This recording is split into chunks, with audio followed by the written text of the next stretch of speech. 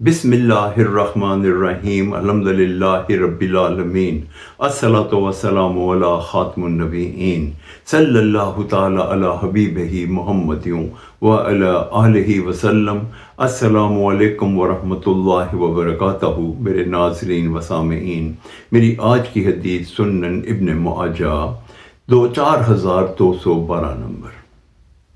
दो जहानों के सरदार सरवर ज़ीशान महबूब रहमान इज़्ज़तजल हज़रत मोहम्मद सल्लल्लाहु अलैहि वसल्लम ने हमें इस हदीस मुबारक में उन दो अमलों का बताया है जिनमें से एक वो अमल है जिसका सवाब और अजर फ़ौरन पहुँच जाता है, और दूसरा वो है जिसका अज़ाब फ़ौरन पहुँच जाता है।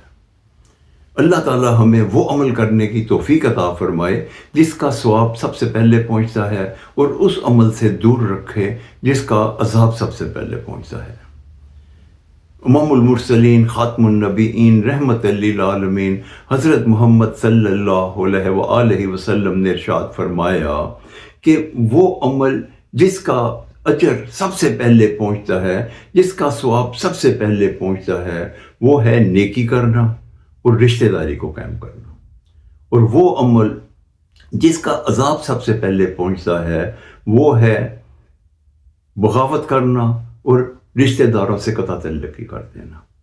इस हदीस मुबारक का ये मफ़हूम है कि अगर हम अपने रिश्तेदारों से कता तल्लुकी करेंगे और उनके साथ हम बिल्कुल बगावत कर देंगे, उनके साथ बातचीत ही ख़त्म कर देंगे, नाराज़ हो जाएंगे, तो इसका अज़ाब इंसान को सबसे पहले पहुंचता है। कता तल्लुक करना इंसान का अल्लाह ताला और उसके हबीब को पसंद नहीं है। और वो अमल जिसका हम नेकी का काम करेंगे, सिला रहमी करेंगे, अपने रिश्तेदारों के साथ उनकी भी मदद भी करेंगे जो मदद के मुस्तहिक हैं, और उनके साथ प्यार मोहब्बत से पेश आएंगे, या वो रिश्तेदार जो अब वेल ऑफ हैं, अच्छे हैं, मगर उनके साथ अच्छे तरीके से अच्छे सलूक से बातचीत करेंगे, और छोटी मोटी बात से उनसे नाराज़ होने की बजाय उनके साथ अपने रिश्तेदारी को कायम रखेंगे, तो इसका सवाब सबसे पहले हमें पहुंचेगा।